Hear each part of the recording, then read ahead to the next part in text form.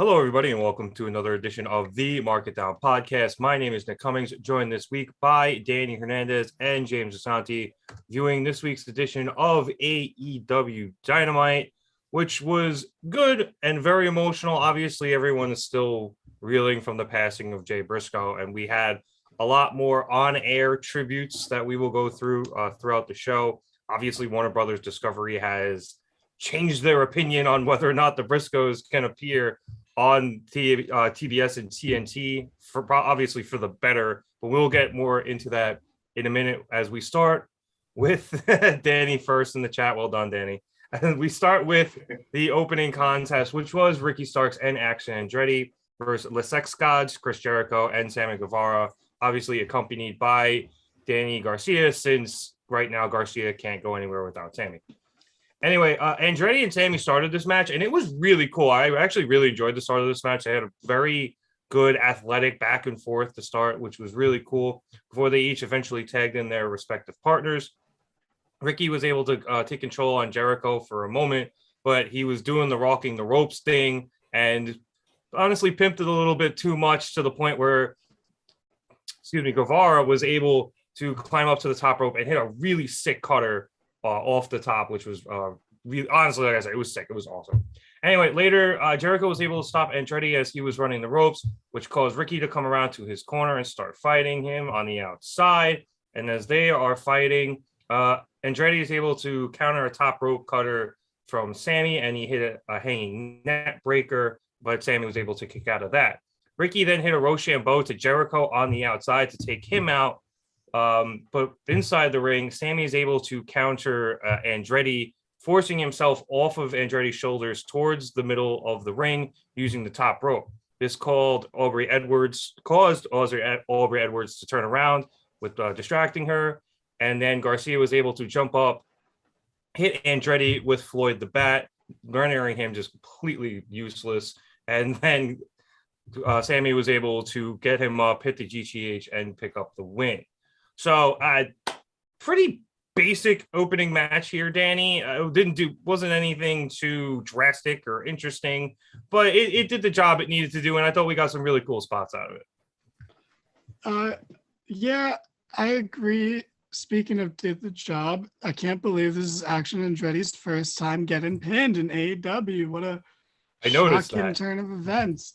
But real quick, I have an idea. I think we should fire up the Twitter machine and hit up Tony Khan, AEW, Ricky Starks, anyone who will listen, Chris Jericho, so he can take credit for it maybe. When Ricky, walks the rope, he should have his theme song playing while he does it. Absolutely. That would be incredible. Right? It just fits. Oh, God. Because the way he did it today, I'm like, yeah, his theme song should be playing right now. Like, it would be so good. But that cutter, everything you said about the match true. Like, it was fine. It was good. It's standard. It did what it needed to do. But that cutter was fantastic. First of all, Sammy's got a fantastic cutter, but just to cut you off there for a second, he put on his YouTube the short of him hitting the one to Cody off the top of the ladder. It's so clean. Yeah, it is. And this one, Ricky didn't land flat on his stomach, but he was twisting from standing on the top rope, so it's pretty forgivable. But I love, because I got a holy shit chant from the crowd, deservingly so. But 3 minutes earlier, Sammy did an impressive series of moves, and then posed to the crowd, who then chanted "You still suck" at him. And I happen every show. I love a "You still suck" chant. That is maybe my favorite chant in wrestling. It is. It's so toxic. It is so toxic. But it's so fun. It's literally like, yeah, I acknowledge what you did, but still, fuck you. It's fantastic. I love it. It's the only thing that comes close is a "You both suck" chant. Yeah, fair. So I love that 3 minutes later, he was able to get that holy shit chant from the crowd.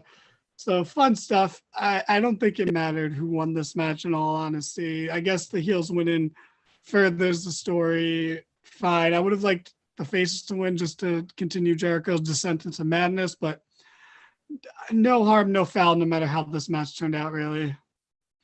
Yeah, it was also a weird spot for me a little bit where it opened the show. I think maybe perhaps the title match should have opened the show because obviously the main event was going to be Mark Briscoe versus Jay Lethal no matter what. So the fact that they had the title match, I kind of thought maybe that would open because just like I said, the opening was cool with Sammy and Andretti, but James, I don't know, the rest of it, not that it felt flat for me, but it wasn't the best match on the card. Wait, before James goes into it, I just want to say I think it would have fallen even more flat if it wasn't the opener. It being the opener was the only thing That's that fair. made it interesting at all. Yeah, I agree. It would have been a real lull in the show. And at least their names that, okay, I'm excited. Ricky Starks is opening the show. Jericho's opening the show.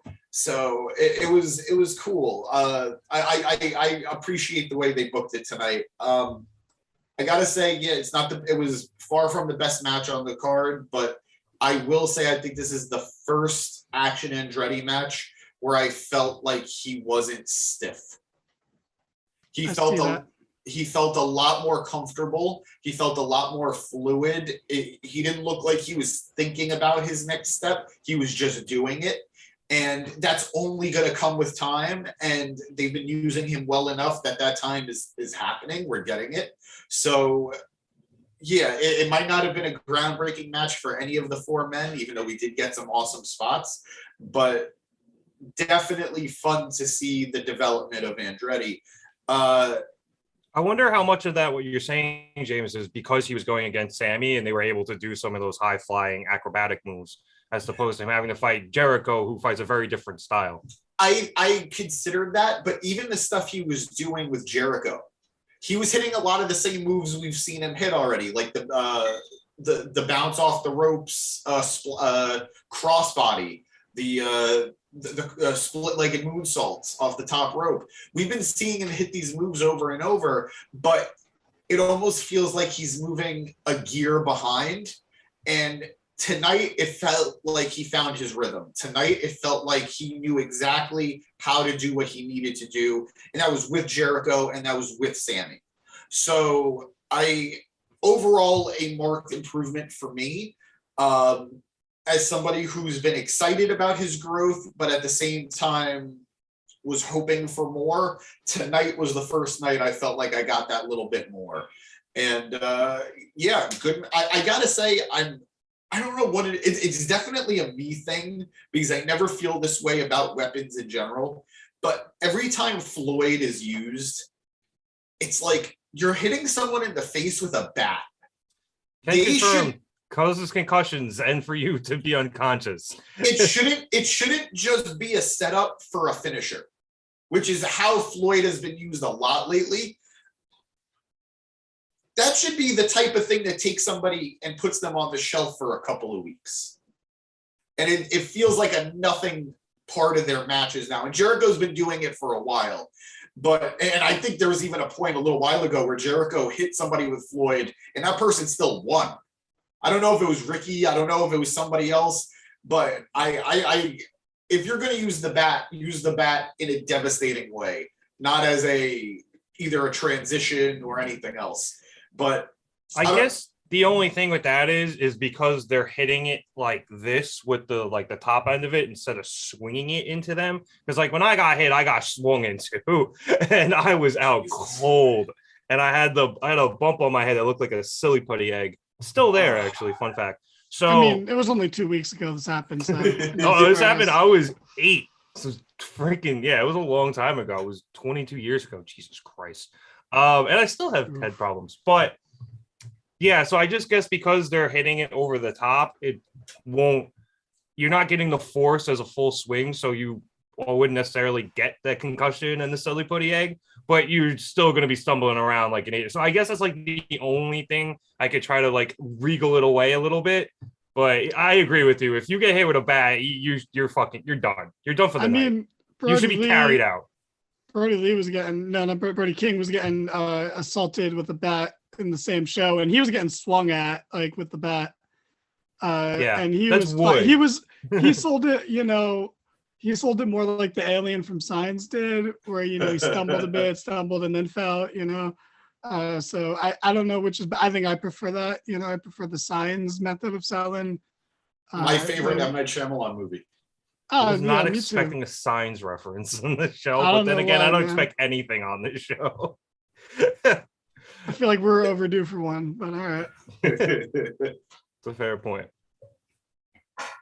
All right. So after this match, unless James, you had anything else to say on it? No, I'm just excited to see action continue to develop, and I'm hoping we get to see more growth in the future. Yeah, and I'm also hoping that this feud doesn't go too much longer. Like, I'm fine with it. It's progressing okay, but if this takes more than like a month, or I guess at this point maybe a month and a half, like it's gonna be too long. Buddy, it's a Chris Jericho feud. Come on. I know this, but it shouldn't go to the pay-per-view. Is my point. Fair point. I don't think it should go to the pay-per-view. Okay. After this match, we had a Jay Briscoe tribute video that I thought was very well done. And then we had, unless you guys have any comments on the video, I thought it was very well done. Like I said.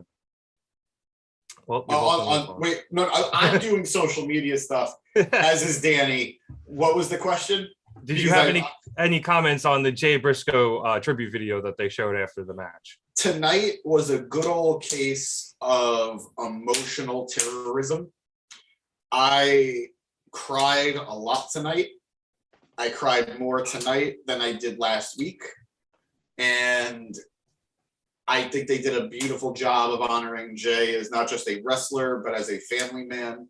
And I'm very grateful that the fan outcry, and I'm very grateful that Tony Khan was persistent. And I'm very glad Warner Brothers Discovery took the big old stick out their butts and decided to do the right thing. Because, no positivity tonight. So good job all around, everybody. See, kids, bullying multi-million-dollar companies works. Exactly. Okay. So after the tribute video, we had Darby Allin versus Buddy Matthews for the TNT Championship match. They are really driving home the fact that Darby has had an insane schedule lately. They showed some highlights of his match with Sting in Pro Wrestling Noah, where they joined the Great Muta for his final match. So they were in Japan not too long ago. So between that and just the amount of defenses he's had since he's won the title, Darby is beat to hell, and he has a very injured right leg. So we start the match, and Matthews actually kept his mask on for a while. And when he finally took it off, he revealed that he had painted his face like Darby to, fuck with him. Anyway, Matthews has control of the match early and often just because Darby's leg is fucked. And he also hit a sick Meteora onto the apron, which is really cool. But Darby's finally able to take Matthews down by hitting a coffin drop to the outside. Darby's then rolls him back into the ring, but then the lights went out. When they came back on, Malachi Black and Brody King were at the bottom of the ramp. Ortiz, who has been beefing with them over on Rampage, then comes sprinting down the ramp with a kendo stick, hits Brody in the back with it, and then turns his attention to Malachi. This prompts Sting to get into it with Brody King, like Danny mentioned, and they fight all the way up the ramp into the back as we head into commercial. Later, after we had a commercial, Matthews counters a code red by Darby, and then goes for a backslide that Darby kicks out of. He then hits a buckle bomb, and Darby also is able to kick out of that. Darby then counters a pump handle into a roll-up where Matthews kicks out, and then he's able to hit code red, but Matthews kicks out again. Darby then goes to the top. Matthews is able to meet him up there. They have some fighting, and then Darby hits the top rope Scorpion Death Drop. But when Darby goes to the pin, Matthews' foot is under the bottom rope. Really good job by Remsburg there noticing that. And then the time that Darby takes to hook the leg and get it out from under the rope and everything, Matthews is able to recover and to kick out. So then Darby is eventually able to hang Matthews up in between the ropes. He hits a coffin drop there, and he's able to pick up the win. After the match, Tony Schiavone went down to interview Darby and talked a bunch about his work rate over the last few weeks in order to give him some time to recover. And before Darby is even able to answer anything Schiavone has to ask him, Samoa Joe appears on the screen to tell Darby that the King is coming back for his TNT title and that winning the title was the greatest mistake that Darby has ever made in his career. So, James, I don't know if this was the best match on the card. Obviously, that last match had so much emotion in it, and quite frankly, it was very good. So it's hard to call it that. but I really enjoyed this match. I'm enjoying all of Darby's stuff right now. I don't think I've ever watched a bad Buddy match since his early NXT days. So I enjoy this. I'm looking forward to the Darby versus Joe rematch, and I think next week. And this was just all around really, really good. I'm actually really not looking forward to the rematch with Joe. Really? Yeah, I'm not at all. For a lot of reasons, but we'll get into that after the match. I agree. This was a fun match. They really have done a great job of showing Darby be a fighting champion, defending that belt at a nonstop pace, at a very rapid pace. And again, like they highlighted that he was flying back from Japan like as late as this last weekend, and he's barely had any time to really rest or relax since that excursion with Sting. But beyond all that, fun match. Buddy Matthews is great. I'm always like I care very deeply about the House of Black. I think they're a very great group, and each member individually has a lot to offer.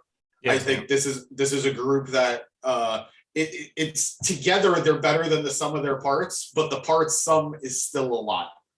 And I've been concerned with their on and off, how on and off they've been over since their formation, really. But they came back strong just like a couple months ago, and now it feels like it's fizzled again, which is a little rough. But I was excited to see Buddy get into the match. I didn't expect him to win, but that's fine. I think somebody needs to tell him that imitation is the finest form of flattery. So dressing up like Darby was a weird choice, but whatever. I was just happy to see him get some exposure and some singles action. He really hasn't had many singles matches in AEW. So this was a nice little transition for him. Darby's looking great. And just to quickly get into why I'm not looking forward to the match next week against Joe. One, I think Joe's probably going to win it back. And two, we don't need a rubber match this early. Joe won the first match. Darby finally was able to dethrone Joe. It was an epic moment. I can't say he outsmarted Joe, but he out-brutalized Joe, and it was a great, great moment for Darby, who's been directionless for a while now. So to rehash it just doesn't feel right. Joe has the Ring of Honor Television Championship. He doesn't need both belts. And if you're going to have either way, if you have Darby beat Joe again, why? You're just devaluing Joe in the Ring of Honor TV title. And if you have Joe beat Darby, what was this all about? Really, I think we're gunning for probably Wardlow coming back next week. And whether he helps Darby retain or he attacks Joe after the match, regardless, this feels a little paint by numbers, and I just don't need it. Well, it is no holds barred. So I don't know if that changes your opinion at all. I think Wardlow is going to not be barred from holding Joe. So I don't know what that means other than probably, Wardlow's probably going to get involved in the finish of the match. So maybe Darby does retain then. Probably he does retain. I don't know if I would have called it no holds barred. I probably would have just called it like a no DQ match, but we'll see what happens. Same. There are very distinct differences, sir. There used to be, and now they're just all fought the same. Yeah. It's ridiculous. But we can talk about the subtle nuances of no holds barred and no DQ all we want, or we can continue to talk about the match and get Danny's opinions on it. I guess we can. I agree with Eric in our chat. Buddy doing the buckle bomb and a curb stomp. That was a very nice detail of this match. That was very fun. It was cool. Yeah, I mean, and then like James said, he was paying homage to Darby with the face paint, because he just steals everything about wrestling from other people. You know, he gets his moves from Seth and Kenny.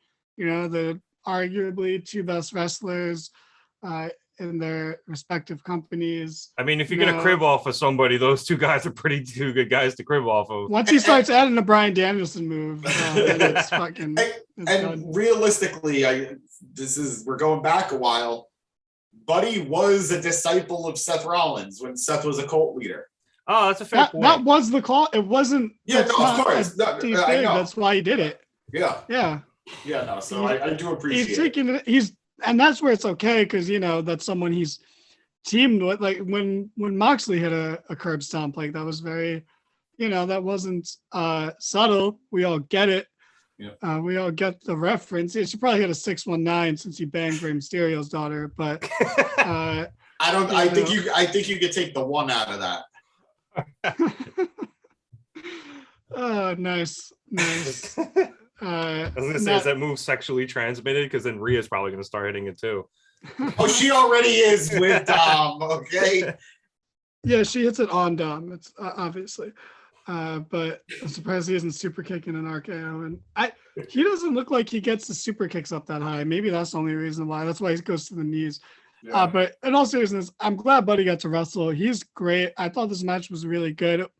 Like I think we all know they could have had an even better match, but this wasn't the platform for it tonight. But it was really fun. It was good. I'm just glad Buddy got to wrestle singles match. Darby gets another title defense, going with the Orange Cassidy approach of defending his title to make it better. And yeah, I didn't know it was no holds bar next week because I fast forward through the announcements of what's happening next week. But yeah, that happened very very late in the show.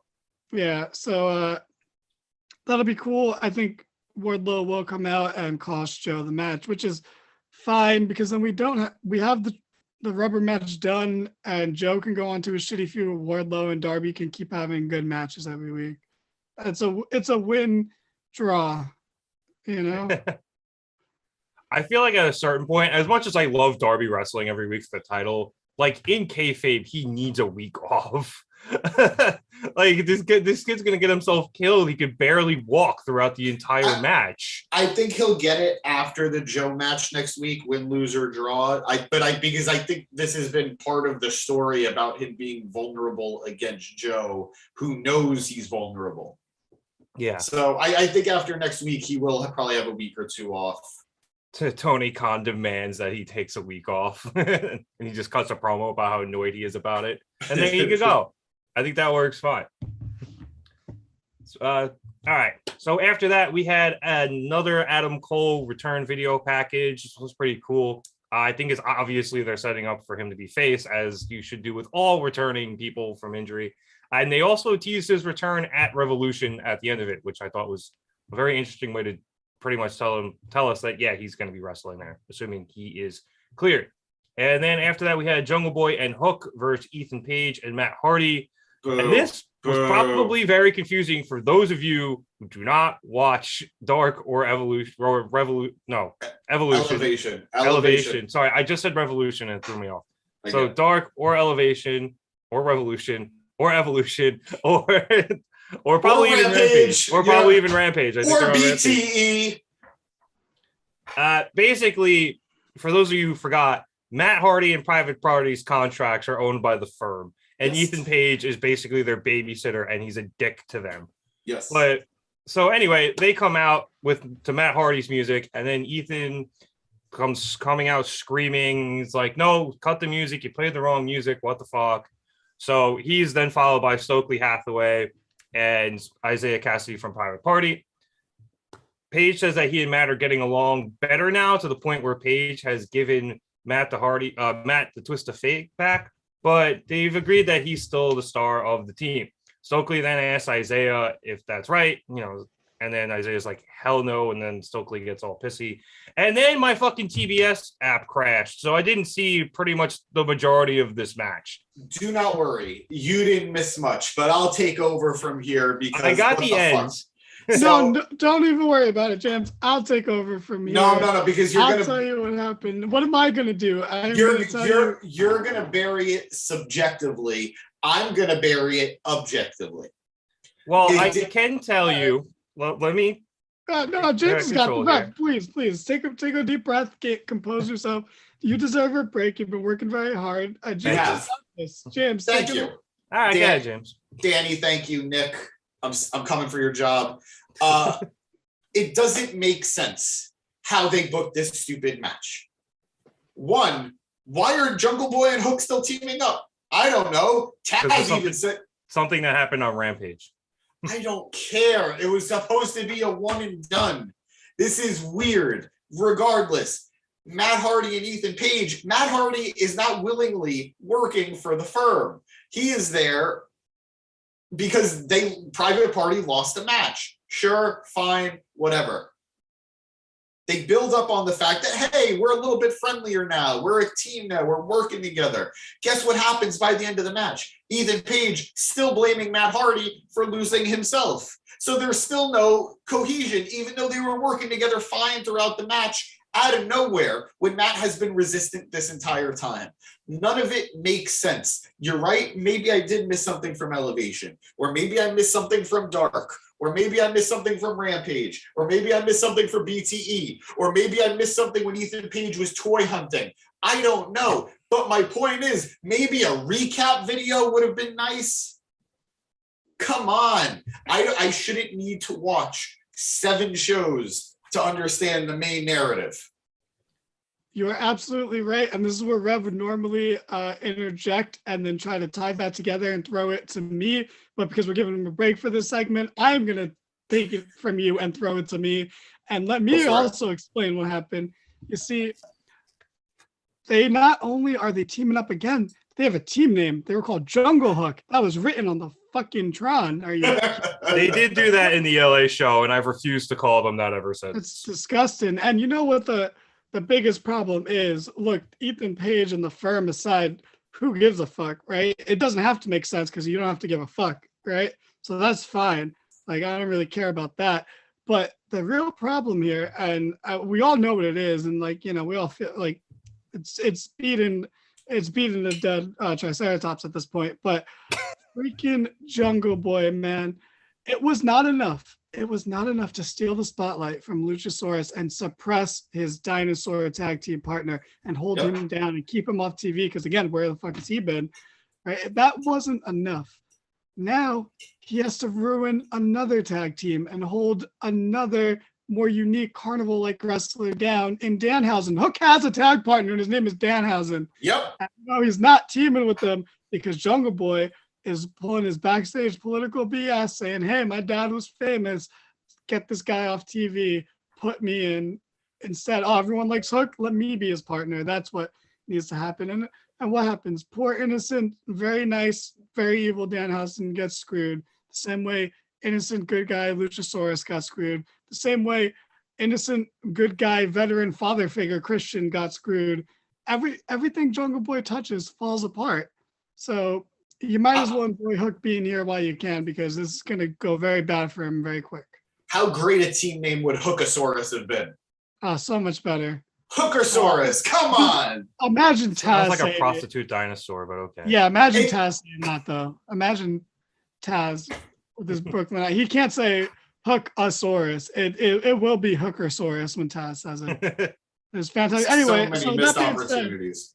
I know you missed most of this, but based on how we very accurately describe things, what do you think about this, Rob? And well, then I did go back to yourself to throw to the next segment after that. I did catch the very beginning of it, and I did enjoy the very beginning of it wrestling wise, and then the end of it, obviously, just to recap it for the people who didn't see it. Matt Hardy took out Hook on the outside, and then he makes the tag into Page, Page is able to then tag Hardy, Hardy then catches Jungle Boy, who was going for a springboard, and he sets up for the twist of fate, but Page wants back in so he can get all the glory. So Matt Hardy drags Jungle Boy over the Page, tags Page in. Page then sets up for the twist of fate, but Jungle Boy was able to squirm out of it and lock in the snare trap. So Page is then crawling towards his corner, and Hardy, but Hook is able to recover. He gets back up, pulls Hardy off the rope and slams him into the apron, and Page is forced to tap out. But James, you are right. Like they had a very weird dynamic between Page and Hardy, where Hardy, as far as I knew last time I saw, was still really, really mad at Page. Obviously, Isaiah's not here for all of this firm bullshit. but it does seem like Hardy's kind of starting to acquiesce to them, for lack of a better phrase. Like he did what he was told and tagged Ethan in, and it cost him the match. And obviously Ethan's going to get mad at him because he lost, and he's going to blame Hardy because it's never his fault. But the fact that Hardy's even remotely close to being friendly with this guy is just weird, unless it's just full-blown Stockholm syndrome that I haven't seen on Elevation. Matt just came off of a pretty lengthy heel run. So for him to even be like in any way buddy with the heels just feels wrong at this point. And I know I joked about not having or wanting to watch anything outside of Dynamite to understand Dynamite, but I know on BTE he teased being broken again. So I'm not saying I needed a broken payoff tonight, but what is the story? I don't know. Okay, I'm gonna tell we're spending too much time on this because this is a nothing match, but I guarantee this is the best thing Ethan Page does in AEW. Guarantee. I'm not saying it's going to be amazing. I'm not even going to say it's going to be great. I'm saying this is going to be decent to good, and it'll be the best thing he does. It'll be the most over he'll be is this run will somehow have something entertaining, and it'll be the best thing he's done so far. Because it'll loosen him up. He won't be as fucking on edge, pretending to be the chip on his shoulder character that we don't buy him as. And then he'll loosen up a little bit. He'll get some comedic time in from Matt, which we know he has somewhere. We know it's there, but he'll show that a little bit, and this will be the most over he'll ever be. So, what happened next, Rev? Okay. After that, we had the family therapy session with the Acclaimed and the Guns. So Billy starts off by asking what his sons did to become so entitled. And the boys say that Billy, they call him out for being an absentee father since he was on the road all the time, and that he ditched them for the Acclaimed, where it should have been him celebrating with them winning the tag titles, not him celebrating with the Acclaimed. Bowens then said that the Guns are the two biggest pieces of shit that he's ever met, and that the second Billy started showing them any attention, the Guns came over and attacked them. The Guns then counter with the fact that they were the ones who had the Acclaim's back when Bowen was in a wheelchair, and that when he got out of it, he hit them with a crutch. So Billy quiets everybody down, and he says that everyone's got good points on both sides, and he asks Colton and Austin what it'll take to make this all stop. They reply that they want the tag titles and walk out, much to the shock of the very and overly emotive therapist who had like no role in this other than to just get it started. But Danny, I wanted to go to you on this because you were fairly excited about it last week, and I'm not entirely sure it delivered the way we thought it might. Yeah, it didn't. It didn't. I was wrong. I'm not disappointed because it was fine. It just didn't have the tone I thought it was. It was more serious than anything with the Acclaimed in the last place have been, and they've had like a dumpster match, and it was less serious than this. But yeah, it just fell a little short. I think everyone was actually fine here. I don't think anyone was bad. I think if everyone's expecting something sports entertaining and it's not sports entertaining, then they're just going to look at it negatively. But yeah, it could have been way better. I don't want to see this match again. But you know, I understand Billy wants his sons to have something to do, you know. So fuck it. I'll deal with this for a couple of weeks. I mean, I'm kind of almost hoping that they can all reconcile. I'm really hoping they don't turn Billy back heel. That would suck. That would be so bad. It'd be dumb as hell. They'd be burning money at that point. Yeah. With how over the like the Acclaimed will be over no matter what. They are more over because of Billy Gunn. It's weird. It shouldn't be the case, but it's true. Like, scissor me daddy ass should not be something that I find joy in saying, but by God do I. It just feels weird to say scissor me. Scissor me daddy ass, though, rolls off the tongue. Oh, scissor me daddy. I had the shirt, and I can't wear it in public because it doesn't make sense outside the context of AEW. But when you wear it out in public, you're going to get some winks. They might not be the winks you're looking for, but you're going to get winks. Not that there's anything wrong with that. Hashtag Seinfeld. But regardless, I don't even want them all together again. Like the Acclaimed and Billy don't gain anything by bringing the Ass Boys back into it.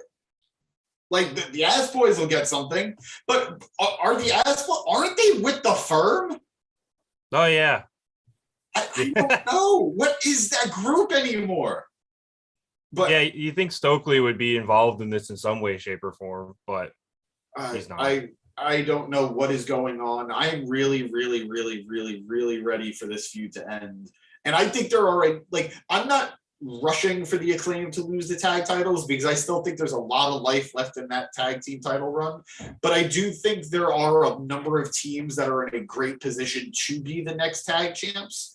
And if it I'll get to that in a second. But if somehow it's the fucking Gun Club, that's gonna suck. Should not be that. I will grant you that. Honestly, I think maybe best case scenario is they have this match, the Acclaims retain, everybody forgives everybody, and then they just go their separate ways.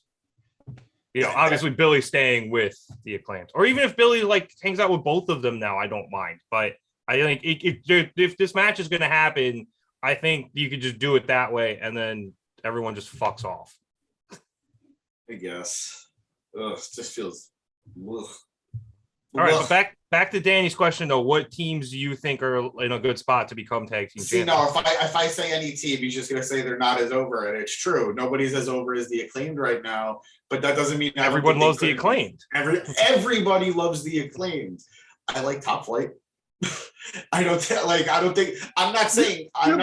give it to the Gun Club then, because they at least have heel heat. What? Do they? I don't think they do. I think they have go away heat. They have ass boy heat. They have ass boy heat. Yeah.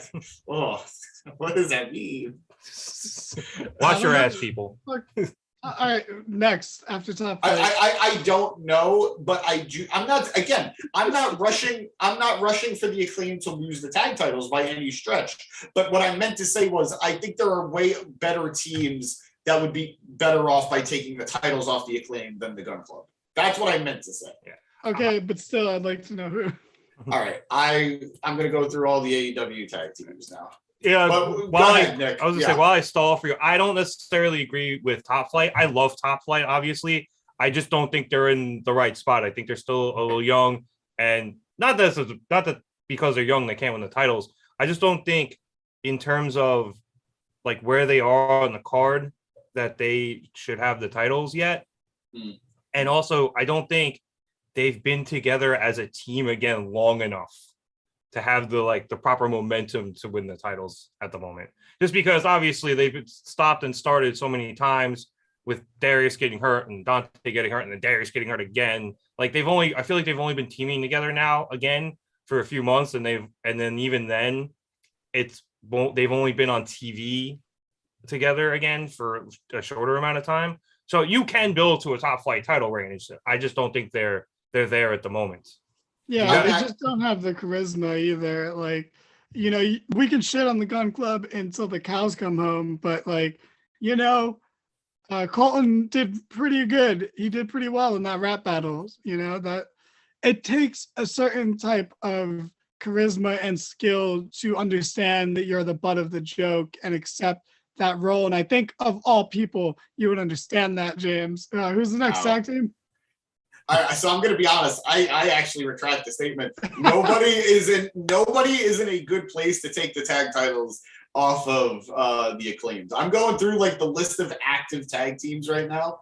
You have 2.0. No, thank you. Oh. You have the Best Friends, who arguably I would always be happy to see them as champs, but they have no momentum whatsoever right now. So I feel like if you ever need to get a title change really fast, Best Friends, building them up could take 3 weeks and it'd be credible. But I do agree, but even then, why put them in a position to get booed against the Acclaimed? Yeah, I wouldn't want them to beat the Acclaimed. Like if you had to get them off a heel tag team, then you do. FTR, they're gone for a few months. Lucha Bros, I don't need them to wear gold or tag team gold for a very long time. Private Party, Mark Quinn is injured, and they're no. I was wondering what he was. The Kingdom. Varsity Athletes, who? Top Flight, I like them, but I get it. I refuse to see Jungle Hook be a team, so I'm not going to acknowledge them. Butcher and Blade, no. Jay Lethal and Jeff Jarrett, we went through it already. Then if you go into factions, they were the most credible team so far. They were, which is kind of sad for the AEW. Not counting FTR, obviously, but you know. Yeah. Hey, they actually won that title for about 2 minutes. You then have any combination of Blackpool Combat Club, which theoretically, okay, but they need to build to that, and there is no real tag team in that group right now. Any combination of Dark Order, which, again, similar to the Best Friends you could do at any point, but, again, there's no build right now. And why do it against the Acclaimed? Yeah. You could argue for the House of Black, but I think we're all in agreement. We'd rather see them go after the trios titles. Yeah, unless they let them freebird it. If they let them freebird the tag titles, I'd be okay. But at that point, why not just go for the fucking trios title? Yeah, no, I know, I agree. Oh, I guess the only argument would be the Bucks and Kenny just won it back. But my point is, why put a trio in a situation to freebird 2 titles as opposed to waiting to put the trios titles on? No, I know, but because it's wrestling. But I know what you're saying. Yeah. God. Yep. That's AEW. Sign a tag team, please. This is weird. This is weird. For somebody who has probably the best tag division, or at least we thought they did. Yeah. Right? Like we were always saying AEW is the best tag division. Like, AEW is going to have the best tag division. And now we're like running through it. And it's like, okay, because we took the Bucks and FTR out, because FTR is on hiatus and the Bucks are obviously trios champs. Okay, who the fuck's left? No, that was weird. Honestly, I'm gonna WWE's tag division's better right now. It is. I'd say, and I know I'm being I know. I think Impact has the best tag division right now, but who knows? Nobody's watching. There's no way. There's no way to know. You're one of their 3 subscribers. It's true. I'm sorry, Impact. No, we got to get back on track. We almost went through without getting derailed, but I don't even think we got derailed as much as we proved a point that AEW does not have a tag team division right now. So the Acclaimed should just have the belts forever. Yeah. I never realized how top heavy it was until we just ran it down. Yeah, it's weird. True. It is weird. All right, let's move along here. We've had a backstage interview with Hangman Adam Page and Renee. Renee said that Hangman was pretty vague about in his answer about what he has planned for his future last week, and it was kind of bugging her. So she asked if he can go into more detail. He refuses to go into his personal life, but Hangman does say that he and Moxley are now 1-1, so he would like to attempt the impossible, knocking out Jon Moxley in Ohio next week. Wheeler Yuta then interrupts, saying Mox isn't medically cleared, but he accepts Hangman's challenge anyway. Yuta then says that Hangman's talking a lot of shit about someone who isn't cleared, so how about they have a fight on Friday on Rampage? Hangman accepts the match and then asks Wheeler why he thinks what happened to Mox won't happen with him. I'm sure Eric loved that segment because Wheeler Yuta was in it. Hi, Eric. Next, we had Bryan Danielson versus Brian Cage. A lot of Brian in this, very confusing. MJF obviously paid Cage last week a whole bunch of money to try to break Danielson's arm. So Cage does the logical thing and attacks Bryan's arm and his shoulder the entire match, rendering Danielson's arm fairly useless. Eventually, Danielson is able to get back into the match, and after countering a powerbomb, he's able to stack up Cage to get the win. After the match, Cage attacks Danielson in order to get the bounty from MJF, who then comes down to direct traffic. He grabs a chair and hands it to Cage, who wraps it around Bryan's arm and sends him into the ring post. MJF then rolls Bryan back into the ring, and after just beating the lights off of him for a while, he then puts the chair back around Danielson's arm. Cage holds Danielson down as MJF goes to the top rope so he can jump down onto the chair and break Bryan's arm. But Takeshita finally comes running down to make the save. MJF grabs his title and high-tails it out, while Takeshita and Cage go back and forth until Takeshita hits the running knee and sends Cage out of the ring. What's up, Jinx? So this match, another segment we were kind of hyped up for last week, James, and while it wasn't bad, I don't think it was as good as I wanted it to be. Obviously, I think part of that was the way they went about the match, where Cage just attacked Danielson's arm the entire time, and it kind of made it a little more difficult for Danielson and the match itself, I think, to gain momentum. But I think the post-match segment did a lot of story there. Obviously, Takeshita said, I think it was last week or 2 weeks ago, that he was going to have Danielson's back, and he did, even though it took him fucking half an hour to do it. No. I'm But so on the sorry. flip side, where the fuck is the BCC? Yeah, at least this fucking stranger came and helped him. This shirt is a fucking lie. Like, I said it before we got started. Wheeler Yuta cared enough to talk shit to Hangman, but didn't care enough to actually come out and defend Bryan against MJF, a guy he's feuded with in the past for the honor of Blackpool Combat Club. So weird way of handling it. I do agree the match itself, probably the weakest of the three so far. Weaker than Bandito's match and weaker than the Takeshita match. Definitely. But the best story of all of it so far, when you include the promos that came after, when you include the actual goal of trying to derail Bryan, I don't think anybody did better than Cage tonight. He went in with the focus of, I was going to say a singular focus, but they hyped up. If Cage won, he probably would have been the number one contender based off his win-loss record, which is a little silly. But regardless of all that, I appreciate what they went for. I appreciate that Bryan, I can't really remember the last time Bryan went against such a big guy. Brock? Because I don't feel like it's happened in AEW. Yeah, like, I don't think it's, he hasn't fought like the Murder Hawk Monster, whose name I'm blanking on, Lance Archer. Like, I don't think he's fought Archer. He hasn't fought Joe. Like, he hasn't fought any of the. He hasn't fought Miro, obviously, because he's MIA. He did face Miro. Yeah. Oh, it's true. Yeah, that's correct. So yeah, all right, maybe that's the last big guy. I don't think he went against Wardlow. Like, Suzuki was like the biggest guy he fought, but I did forget about Miro. Yeah. So but regardless, it might have happened within a year or maybe a little bit, whatever. But this was a very different match than we've gotten from Bryan in a while, and I appreciated it. So fun story overall. I know we're going to talk more about it as we continue to talk about the show. My favorite segment of the night came as a result of the beatdown. So yeah, very. I am really enjoying the Bryan Danielson story right now. Yeah. JD in the chat asked if he fought Powerhouse Hobbs, and I'm trying to remember. I don't think he fought Powerhouse Hobbs. No. I know Punk did. Yeah, Punk did, but Bryan, I don't think has. Yeah. Yeah. Yep. We could be wrong. But James, I think you made a good point. Like, while the match, it was different. So it just, like I said, I think it was because of the style of the match. It didn't necessarily get the momentum, especially with the crowd, that the other two did. Yep. Probably. So, but I do agree with him, Danny, that the post-match stuff progressed the story very nicely. Do you guys think that Brian Cage is an Andrew Tate fan? Because I think he definitely is. Yeah, probably.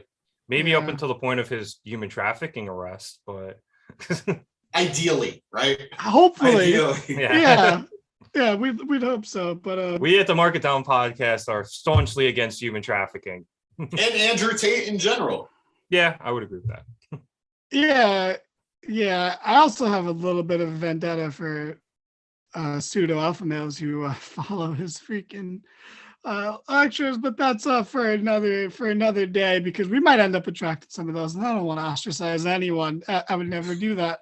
But yeah, JD Suzuki mentioned, I went there. I think about that match pretty often, the Danielson Suzuki. That was so fun. It was good. This match was really good. It was probably still the best match of Brian Cage's career. I just thought that would be a little bit better, you know? I don't know. I don't dislike Brian Cage. I kind of think he's a decent wrestler for a big guy. Me too. He had a better match against Hangman. Oh, that was a good match. That was a good match. Yeah. Yeah, that was a pay-per-view match. All right, that's fair.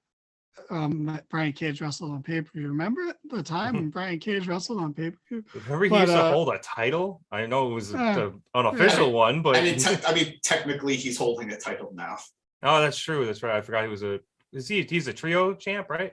ROH 6-man tag title. It's not called the trios title. 6 and 1, half dozen the other. Okay. Potato spud. Okay. Anyway, yeah, Blackpool Combat Club. What's going on? I could understand Yuta because he was beefing a little with Brian. He disagreed with a lot of his morals, and I get it. Like, the rest of Blackpool Combat Club, they're sticking together because, in defiance of Regal or in spite of Regal, whereas Brian is trying to avenge Regal, whereas everyone else has made peace with Regal leaving. Brian hasn't, so he's almost ostracized himself from the group. But still, Claudio, that's your fucking boy. That's like one of your heroes. That's like, that's your guy, man. You don't leave for AEW if Brian's not there. Like, just go have his back. Like, yeah, whatever. Could have been fine, but Brian Cage believes in the Matrix. Oh man, he does. He for sure does. Brian Cage definitely still showed up to Storm Area 51, Do you think he was anime running? Like Naruto? I don't think he could reach his arms back that far. Did you say Naruto? Yeah. I think he's made a lot of people mad. No, is it Naruto? I don't know how to. It is Naruto. Okay. It's okay. It's fine. Don't worry. It's a bad show. Like, but I don't want to. Oh, now who's going to make people mad?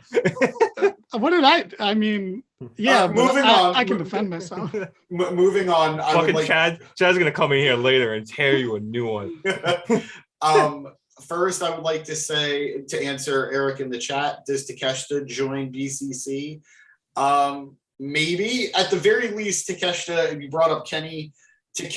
I don't support him, JT. I don't support what he said. The wow was in reference to Danny and Naruto. I'm neutral. I don't watch that stuff. It's whatever. I've never watched it, so like, who cares what I say? But anyway, I hate when people talk about it. Anyway, too long of a show. Yeah. One, I think Takeshita is going to be a very hot. Haikyuu is better. Haikyuu is a better anime. Anyway, sorry, James. I think he's going to be a hot add-on for whatever group wants him. I think the Elite is probably going to make a push for him. I think BCC might make a push for him. So I think that's going to be a very captivating story. Where does Takeshita go? Personally, I would love it if he says fuck you to both and he starts his own group. I think that'd be a really cool twist. But beyond that, I'd also like to add, everybody who's watching, thank you so much for being here at the Market Down Podcast. If you like what you're hearing, we really appreciate it. We enjoy talking about wrestling with you guys. Maybe leave a like on the video, subscribe if you haven't. We really appreciate it. The more people that are part of the Market Down family, the more people we can build this community with. So thank you so much for being here. And I would also like to add in, don't. Leave your hate comments too if you want. Also, Haikyuu is a better anime than Naruto. So is Erased. Parasite is a better anime than Naruto. Naruto is a step removed from Pokemon and Yu-Gi-Oh! And Dragon Ball Z. It's fine if you like them, but it's not the end-all be-all. That's like baby's first anime, Pokemon's a shit. And wait, why is Dragon Ball is not on the same level as Pokemon and Yu-Gi-Oh? You know what? Oh my God, you've made a mistake saying that. Dragon Ball Z is the it's the Andrew Tate. No, move on. Nick, okay. Move on. I was going to bring up with Takeshita that he got called out by Ric Flair the other day about this chops not looking weak, which was honestly pretty weak by Flair. And Takeshita quote tweeted it and said, "Yeah, this is something like we don't really do in Japan. I'm working on it. I'd love for you to show me." And I only bring this up because you mentioned that the Elite are trying to recruit him. Motherfucking Don Callis right underneath the top comment. You were always better than Rick. Don's trying to make a real hard play for this kid. Oh man, speaking of better than, Eric in the chat, Scooby-Doo is better than Batman. I'm not getting into this argument again. Yeah, no, it's not even an argument. Let's just move on. Yeah, we all teamed up. It's better. Yeah, they also teamed up, and it was fantastic. All right. Anyway, Scooby-Doo doesn't need violence to solve mysteries, you know? No, Scooby-Doo just needed Batman for the ratings bump. You didn't see Scooby-Doo on Batman show. Boom. fair point. Yeah, was Freddie Prinze Jr. in Batman? Yeah, I don't think so. I don't I know. want so, now. but I want to don't double think check so. his acting credits, like to see Yeah, if he was right. like I in the needed to Batman check. or I something. needed to check. He might have been in an episode. You never know. Anyway, Yeah, this was the next segment was what James was mentioning earlier when we came back from commercial and we went to Renee backstage as she was trying to get an update about Brian's medical condition. Brian Danielson, that is. Doc Samson says that Brian has a partial separation of some technical mumbo jumbo in his shoulder, and that means that he shouldn't be wrestling. Brian then says that there's no way that he isn't wrestling, that he wrestled 60 minutes with a separated shoulder. He then called out MJF, saying that there isn't a monster and that he's going to expose Max for the fraud he is, and then tells Doc Samson that he'll never keep Brian from wrestling again before storming off. So that was I didn't do this justice, honestly. It was a very impassioned promo by Danielson. I loved it. And it was one of two great promos, I think, James, like you said, that we got off of the post-match there. So it was honestly all of the stuff involving MJF and Danielson today was great, in my opinion. Probably the best stuff on the show. I completely agree. I think Brian has become such a great promo over the years, and it's very easy to forget that with how amazing he is in the ring. But he truly has developed into a strong promo. And the passion was just radiating off of him.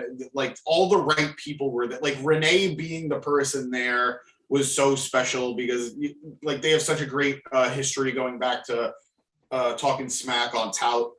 And no, that was smacking talk on Tout. Talking you're smack right. was on, you're right. I'm sorry. I'm a bad fan. I apologize. But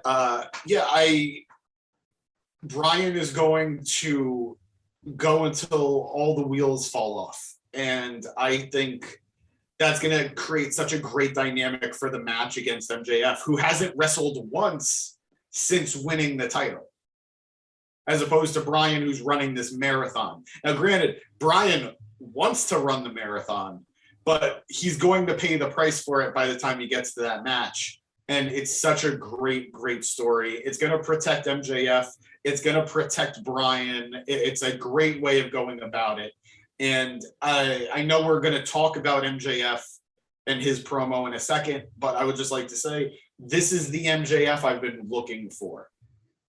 This is the MJF I've been waiting for, where he's not going after these easy promos and the low-hanging fruit. Like last week, the stuff about like the mask and all that stuff, whatever. It's not amazing, but tonight, I thought this was the perfect balance of MJF. He was snarky. He was shitty. He made his funny little comments. He tried to be snarky, and he was still serious, and he was still a scumbag.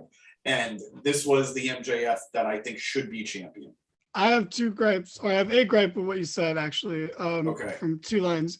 You said that this was the MJF that you've been waiting for, right? Yes. But then you immediately after that said, this is the MJF you've been looking for. So which is it? Because one of those is proactive and the other one is inactive. So I've been actively looking while also waiting to see if he comes back to me. It's like, God forbid if a pet leaves, like you go out and look, but you also hope they come back home.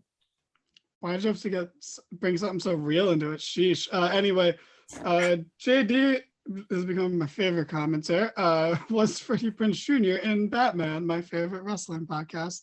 I checked. James, he was not. There we go. According to IMDb. Well, spoilers for episodes 1 through 50 of the podcast. Okay, and then until all the wheeler units fall off. That was good. Killing it, JD. Killing it. Way better than our other commentators. This dropkick JD so much better than Dragoon. Oh my! I was just thinking that. Yeah, it was on the tip of my tongue. I literally stopped myself from saying it. But Brian's promo was great. Oh, the other thing I had to take you to task on is what is this? Brian's become such a strong bro. It's been 10 years of him being a great. No, it's been 12. He's always been a great promo. What are you guys talking about? I don't think Brian truly became a great. I think he developed. I think he went from being a weak promo to a okay, this isn't bad promo to a good promo to a great promo, and you could actually watch it happen. I don't think he became a great promo until he retired, and then what? Like, can you tell me a great promo he hit before that? Yeah, Occupy sure. Raw. When he got eliminated from NXT, that was Yeah, an that one too. amazing promo. And even then, like, fine, all right, I'll give you that one. You are right. That is a great one. Occupy Raw, absolutely not. Great segment. I couldn't tell you a single fucking thing he said during that promo, during that segment. But I think he's always shown that he could do it, but he kind of just he fell off. So like there were moments where he was on the mic that I would just think, okay, whatever. But I think he genuinely became better over time. And he admits it. It's something that he worked on to get better. And I think I would say he's gotten better, but I don't think there was a time he was in WWE, at least, that he was ever bad at promos. I think he's always been good at them. He was just, maybe the only time he wasn't great was when his character wasn't written well. But even then, all of Team Hell No, you're going to tell me those weren't great promos? I think, great segments, great dialogue, but there's a difference between having a fun segment and a fun back and forth versus cutting a good promo. I think there is, but they go hand in hand. And I get what you mean. I feel like that's a weird narrative that's been written about Brian, that he wasn't good at, just because he wasn't CM Punk levels of promos. But like it doesn't matter if you made the fans react to what you said, then the promo was good enough and it did its job. Also, you can smirk during promos and it's still display. How is smirking not displaying confidence? I'm smirking right another now. level of confidence. Yeah. And he has confidence flowing out of his fucking butt. Are you kidding me? Like, what does that mean? But yeah, he's just gotten better over time. His delivery has improved, I think, is what James is trying to get at. Like his delivery is vastly improved. Yeah, that's a big part of it. Yeah, because I always thought like he was good at delivering promo. It's just that he's definitely gotten better and better at. Because I watched that promo you mentioned, Danny, from when he got eliminated from NXT. Compared to what he just did, I think it's not night and day, but you can definitely, and they're obviously two very different types of promos. Yeah. But well, yeah, 10 years of doing it, like since then, there will be noticeable differences. Yeah. So I just think his delivery has improved. He's gotten his cadence better.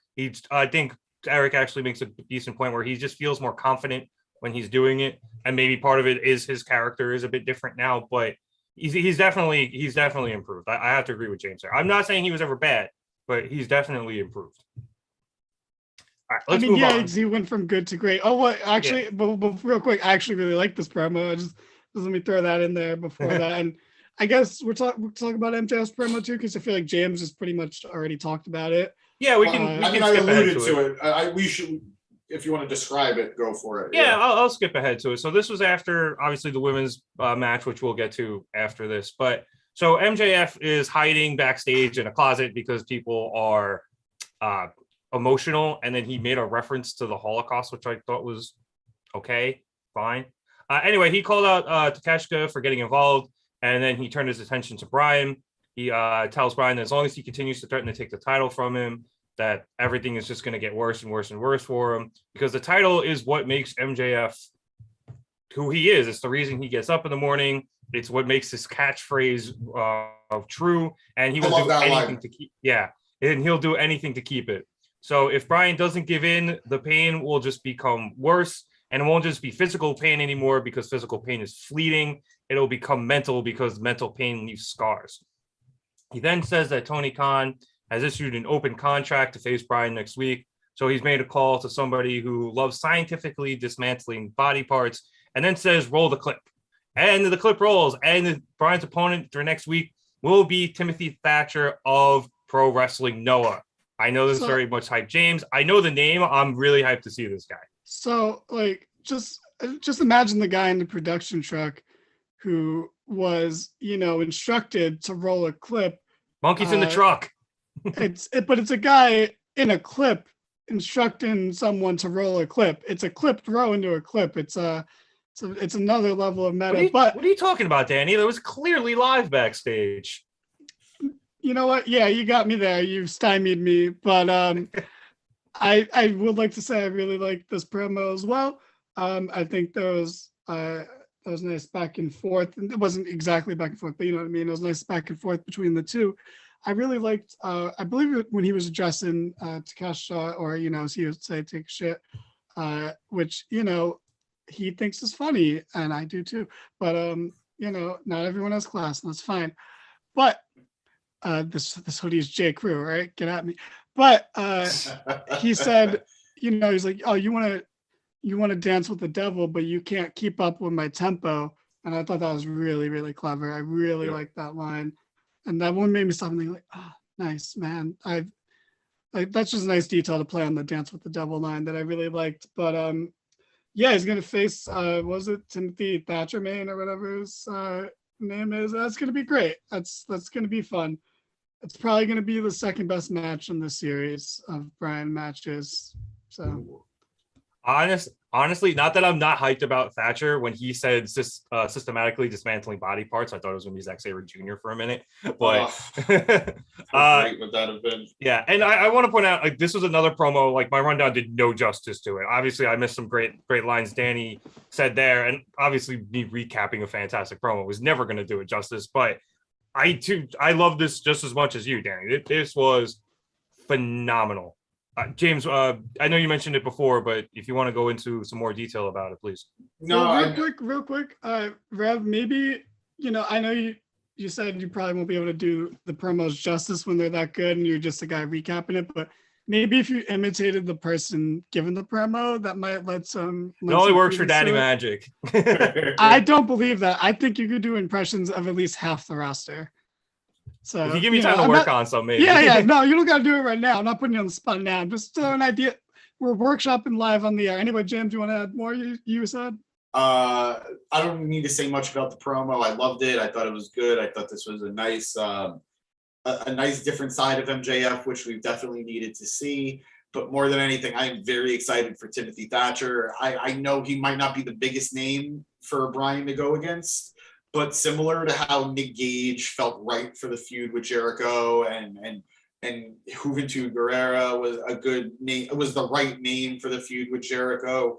This feels right up there for Bryan. This is a guy who's going to mat wrestle him. This is a guy who's going to ground and pound with Bryan. This is a great bring in a random name for a feud guy. So one, I hope this raises Thatcher's stock. Timothy Thatcher of NXT fame, for those who who aren't familiar, really cut his teeth in NXT, and he doesn't have many teeth left, so it's pretty awesome. I noticed that. Yeah. So I can't prove it. I think the music they played for Thatcher in this package was Imperium's music. It was very similar. I don't know, because Imperium uses a classical piece, so it wouldn't, it's obviously that's fine. They can, there's no copyrights for it. Just an interesting choice. Just an interesting choice. But it's going to be an exciting match, and I think I know Danny said it that it's probably going to be like the second best match of the feud or of the build. It might surprise us and be the best. I know I'm putting a hefty prediction on that, but it has all the potential to be the best. I was just leaving margin for error because I don't know what the rest of the matches are going to be. Very fair.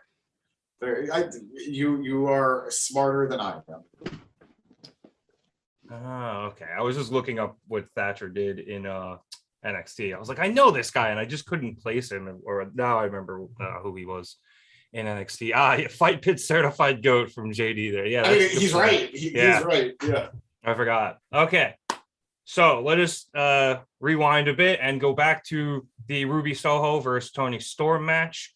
This was allegedly supposed to be a triple threat with Dr. Britt Baker, DMD. But what do you mean allegedly? They advertised it. Yeah, well, I don't know if that was, a shoot or work. I don't know if Britt's actually hurt or not. I haven't heard anything official on that, but it was supposed to be a triple threat with her. And then due to injury, Britt was taken out of the match. So we just had the one-on-one. They were pre-match promos. Sorry, I don't mean to interrupt again, but I think she did get injured in a match on Dark or Dark Elevation because she had I actually, because I heard about it, I went and looked at the match, and she had like I can't remember the girl she faced name, but she had a really long and good match where normally dark matches are like 4-minute one-sided squashes, but her nose was busted open by the end of it. Again. So it might, Yeah, shocker. yeah.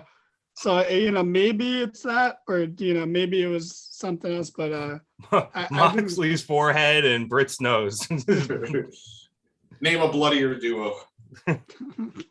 Not the Iconics.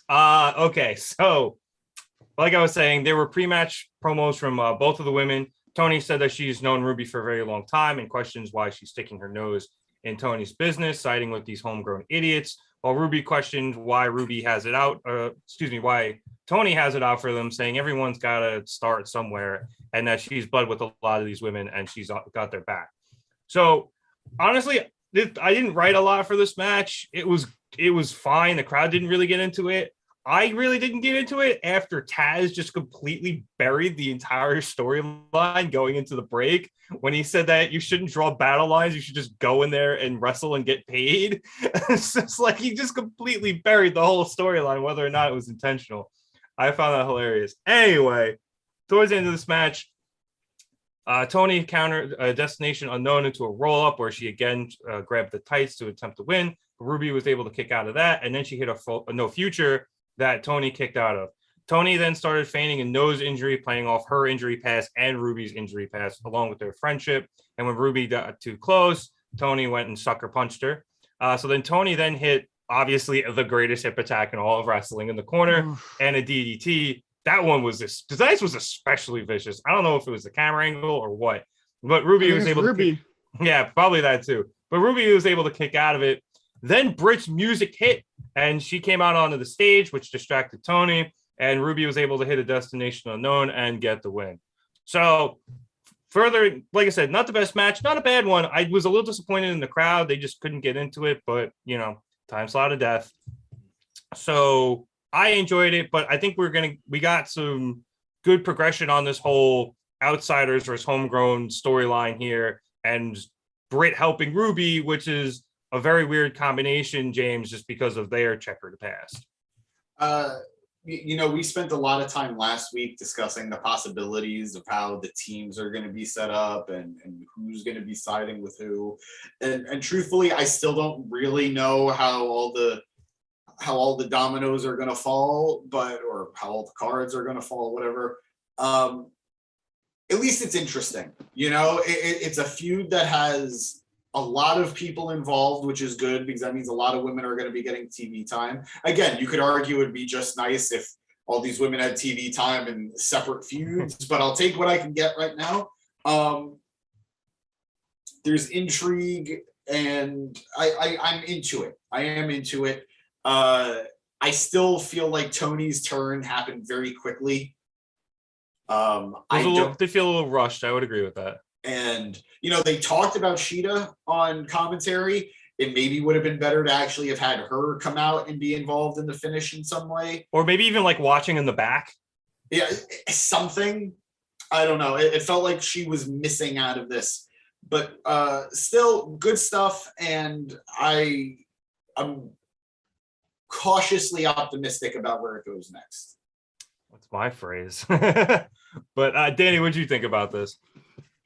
God, man, I feel like every week I have to fly the flag of women's wrestling because James hates women. What are you? I was all gay. Were you? First of all, although this was in the time slot of death, the crowd was more into it than a normal time slot of death match. There were a lot of Ruby chants, which is way more chants than she's gotten in a long time, before the street fight. But so that was nice. The hip attack was great. The Taz comments weren't great, especially because I just very much disagree, because the drawn battle lines is what's making this interesting, and that's exactly the hook right. And so he's just wrong in that case. It's also what wrestling is based on. You're in a company full of factions, bro. Yeah. When the women finally start doing it, you're like, "What? This is silly. Why are you guys teaming up?" But I actually you could have had Sheeta out there, but then she would have just looked stupid again and made herself look worse in all of this. So it's probably best that they kept her off for a week. Actually, like Rev pointed out, I actually really like that it was Britt that cost Tony, because that means it was Britt helping Ruby, and that's a hook. That's a story beat. That is something. That is character development, either for both Ruby and Britt, or just Britt, or that is something that will affect the story. That'll tip the scales one way. And it might have an outcome. That might be what keeps Ruby on the face side, or that her not being able to get past the idea of working with Britt might be what tips her to the heel side. Like, that is the hook there. So Britt being the one to do that was 100% the right call. If we couldn't get the triple threat, which I think would have been really, really fun. That would have been very intriguing.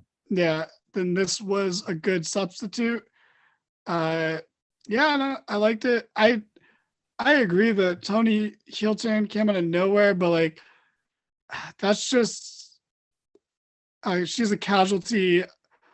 Well, Tony's been a casualty of the circumstances around her since she's been there, pretty much. Like I said last week, it's all Thunder Rosa's fault, but and it's also the crowd's fault, like, and that's for them going with it. We can't be like, oh, that was so soon, when it's like, we've been, it's kind of our fault, even though no one was booing Tony per se. Jamie's just so over. Yeah. And then, the Saraya stuff, which again is crazy that you can't come back from a career-ending injury without having to turn heel. But I thought this was good.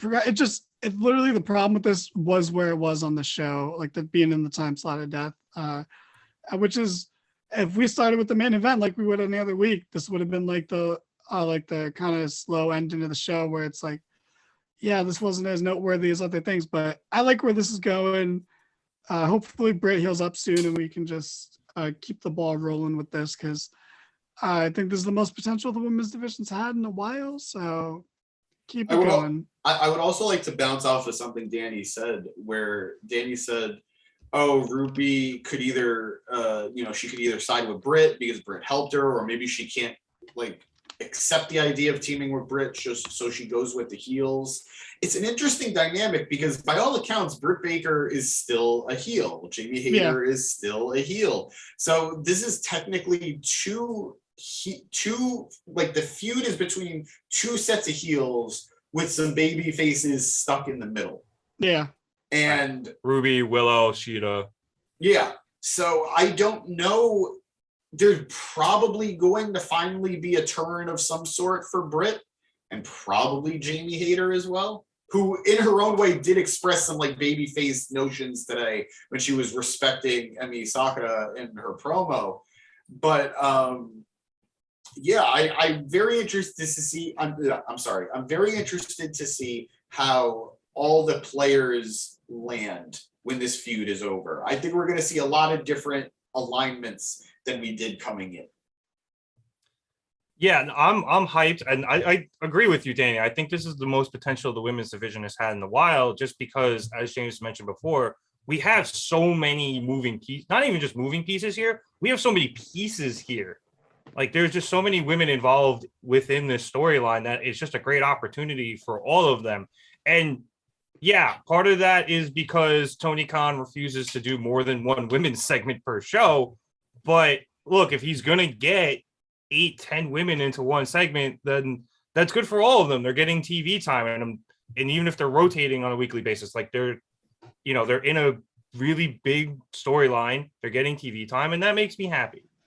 And it allows them to get exposure too. So I'm really excited for this. I'm very intrigued to see where it all goes. And honestly, this might be one of the best written women's storylines so far in AEW. I don't even think that's an exaggeration to say. No, I don't even think you gotta put that on there. This has a lot of potential, but I was just thinking, because well, I only say so far because they can fuck it up. We don't know where it's going yet. So Friday's Hayter versus Sakura. Yes, it's a title eliminator match.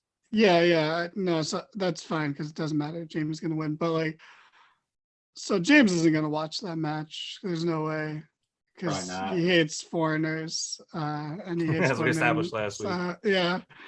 So there's no way he's watching that match with 2 foreigners there. Oh my god.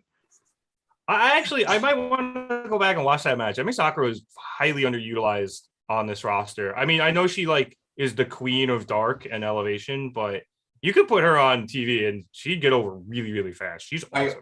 My only reason for most likely not watching the match is I don't watch Rampage. It's nobody's fault in particular. I just don't watch Rampage. I know what my reason's gonna be for not watching it live. I'm gonna be drunk in a bar celebrating my 30th birthday. Yes, I had to slip that into this episode. Last year we did the episode. It was on my birthday and I was drunk. The only episode that's true for, right, Danny? Yeah, 100%. He's no Jeff Hardy, bro. He's not showing up to work drunk all the time. Why can't we be a team ever? Like we were a team. You set me up. You gave me me. You served it. I spiked it into my face. James threw up the alley-oop for Danny to dunk on me, and he turned around and shot a 3 on the other basket. and then he kind of spit on me on the way down too. That was teamwork. If this is what it's like being on your team, being your enemy, terrifying. Oh, Billy Starks was the person Britt was facing she injured her nose. Gotcha. Not to be confused with Ricky. Okay. Right. So after that match, like I said, we had the backstage promo with MJF that we talked about, the Jamie Hayter promo where she's, as we just said, facing Emi Sakura on Rampage. They made Darby Allin versus Samoa Joe, no holds barred match. And then we had the main event, which was Mark Briscoe versus Jay Lethal. Obviously, this is a very emotional match for everybody. You can see that on their faces. I thought Jay honestly looked like he was going to break down. Terrible timing for a year, but what's up, John Plattner?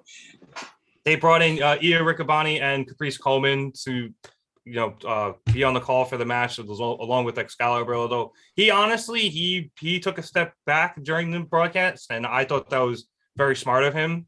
I appreciated it. Yeah, I did too. He let the other guys really take control there, and it was really, really smart. So towards the end of this match, Lethal was able to hit a lethal injection, but Mark Briscoe was able to roll out of the ring to avoid being pinned. Lethal followed him to the outside and laid him onto the timekeeper's table before going to the top rope. Mark was able to get back into the ring, though, and knock Lethal off of the top and then hit a blockbuster, which was awesome. He then placed Lethal onto the table himself, and then Mark went and hit the flying elbow. James, does that have a name? They were saying something, and I couldn't make it out. The Froggy Bow. The Froggy Bow. Thank you. After that, Mark rolled Lethal into the wing, but it took him so long that into the wing. Have you the wing? But it took Mark so long to get him back in that Jay was able to kick out of that. Then Mark went for a J driller, but Lethal countered into a pinning predicament that Mark was able to escape. Lethal then went for a lethal injection, but Mark followed him off the ropes and hit him with a just absolutely nasty lariat. Then Mark goes for another J driller, and it was again countered. So he hits another lariat before finally hitting the J driller and getting the win. Afterwards, Tony Khan led a large portion of the roster out onto the stage, mostly our former Ring of Honor guys who knew Jay, and they met Lethal and Mark at the top as they went off the air. So, James, as you were saying, this was very emotional for you. You cried a lot. So, but I thought this was a phenomenal match, made all the more compelling and special by the circumstances, however unfortunate surrounding it.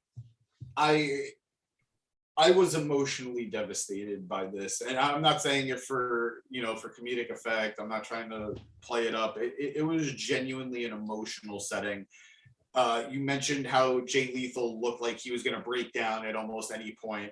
I don't know how these two men were able to put on that match, and I have all the praise in the world for both of them for being able to do it.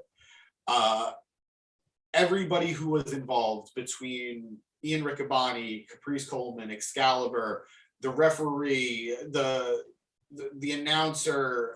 I wanted to shout out. They did bring in the Ring of Honor PA announcer as well, whose Yeah. name is slipping my mind. Rich Cruz. Yeah. Mark, Jay, Sanjay Dutt, everybody. This was just a beautiful celebration for Jay. And the match itself was good. It was a lot of fun. Fun is such a weird word to use for this, but it was, because that's who the Briscoes were. They had great fun matches, and it's so bittersweet to see Mark have this match, to have and to shine in this match, because of how long the Briscoes weren't allowed to be on Dynamite. And it's weird for me because Jay was always, and this is not a knock on Mark in any way, so I apologize if it sounds disrespectful, but Jay was always sort of the star of the two. Jay was the serious main eventer. Mark was always more of the fun sidekick younger brother. And there was a great call. Like, I don't know if it was Excalibur or Caprice or if it was Ian, but he basically said Mark is going to be carrying the Briscoe name for the next 10, 20 years on his shoulders. And he can do it, they said. Like, he's got the strength to carry the Briscoe name on his shoulders for the next 10, 20 years. And that's sort of when it hit me that it's just going to be Mark from now on. And I believe that was Caprice. They made a point in multiple different ways. It was in his on his name card. They talked about it. They announced him as it. Mark Briscoe, one half of the Ring of Honor Tag Team Champions. And again, nothing wrestling related compares to what this real life tragedy was with Jay passing. But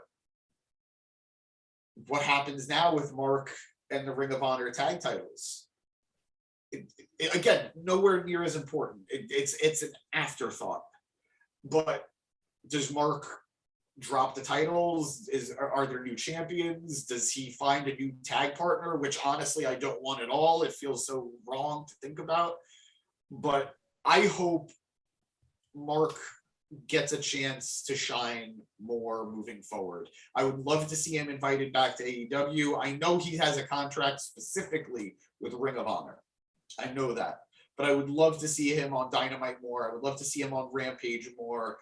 And the trajectory of where Mark's career goes from now on will likely be that of a single star.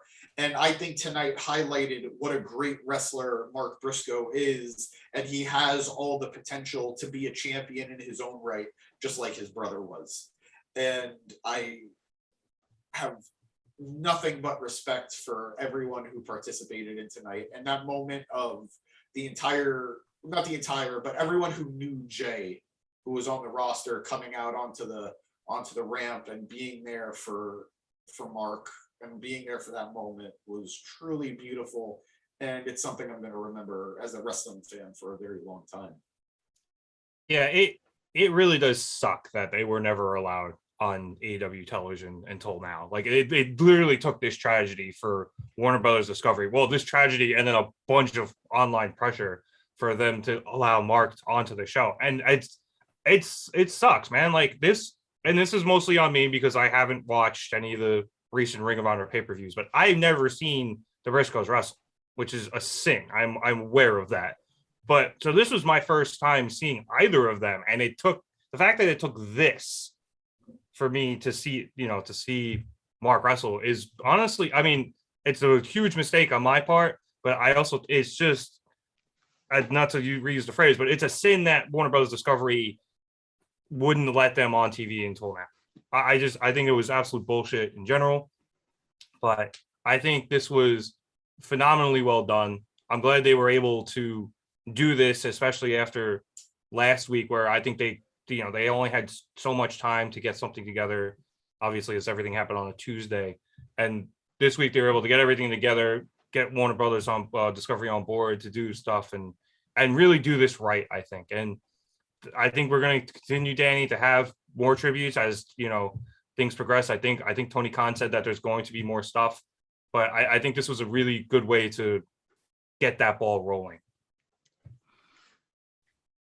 Dude, why are you even throwing it to me after everything James just said? There's like nothing I can add to Well, to that. talk He about the put it match then. Did you beautifully. like the match? The match was good, right? It was really Yeah, good. yeah.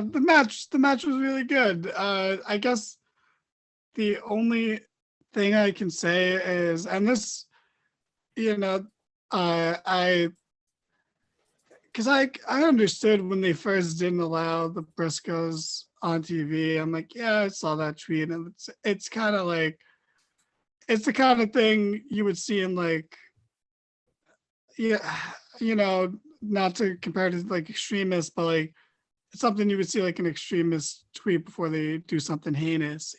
But all the stories came out in the past week about everything he did since then, long before the tweet resurfaced recently, to atone for that. And like, not the like bullshit, I'm sorry, that, a lot of celebrities do when they get in trouble for something. But like a genuine, like he went out of his way to learn and from that and better himself and try to understand more. And he did it in secret because it wasn't about, public image. It wasn't about like making himself look good in the public eye to, help put out the fire. It literally was just to improve as a person. He didn't need props for it. He didn't need praise for it. He didn't need forgiveness for it. He did it to just be better. And that's like real. That's unbelievably rare. Like you would never hear that, obviously. Well, because we wouldn't have heard of it because he wasn't broadcasting that. That was something he just did for himself and kept to himself. That only came out afterwards because, because of I mean, tragedy. yeah, when we did hear about it too, it was like other wrestlers, like Effie, I believe, was one who would come out and be like, "No, like he's really changed a lot, guys. Like you got to really stop getting on his case about this. Like he's done the work." And they mentioned it Yeah. on commentary too, like not specifically, but they were saying things like, he grew as a person, over all the years I've known him, and it was obviously a very, veiled allusion to that, but Yeah. I think it was very well done how they put all of that Yeah. and So addressed like it. the pressure put on WB by fans was right in this case. It was good that they did because we're the reason you wouldn't put them on is because you didn't want to offend people, but the people are telling you to put them on. So you listen because they're the ones who you're initially worried about the backlash from, but now you're receiving the backlash for not putting them on. So you realize like, okay, like it's accepted. It's acceptable for them to be on it. Again, like it shouldn't have taken a tragedy for that to happen, but you know, I think we're all just glad that we got to have this at the end of the day, and that it doesn't have to be like something that they only allude to and have the buffer in the beginning and have everyone have the bands, which are all nice and that's good stuff too. But like to have this, like you could tell him it's a lot to him. And like you said, Rev Lito, like I really thought he was gonna just burst into tears when he was making his way down to the ring. You could see he wore it on him tonight. So good stuff all around. Like I said, I don't think I could add anything to the level that James did. It's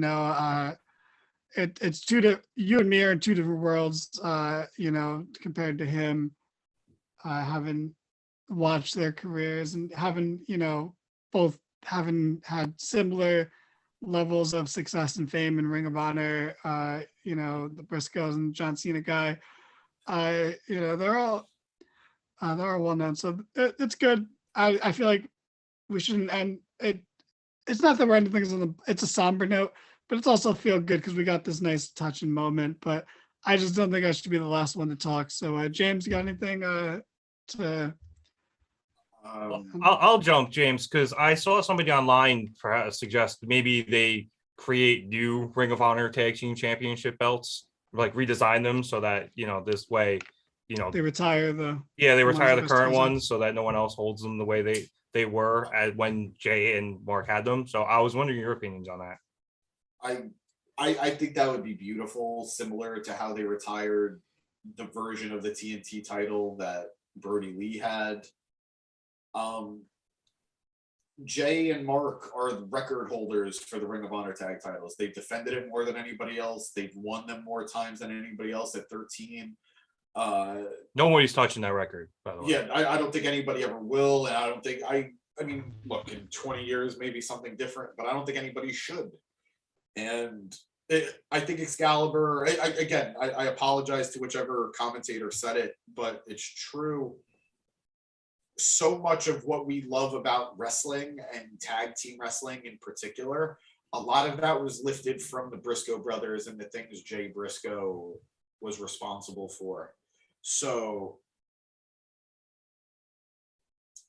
the impact that both men have had in wrestling will be very apparent for a very long time, will be felt for a very long time. And I do think that'd be a beautiful way of honoring him and honoring them and their contributions.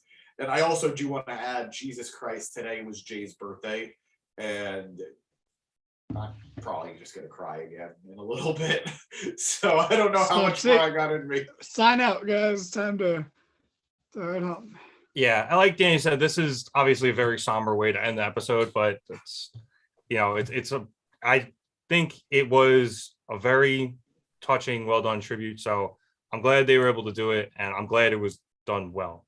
And I now awkwardly transition to, the shtick for the end of the episode. So I would like to thank everybody so much for watching the Mark It Down podcast. Be sure to like and subscribe. Somebody's going to pay off their debts here. Somebody's got to rap.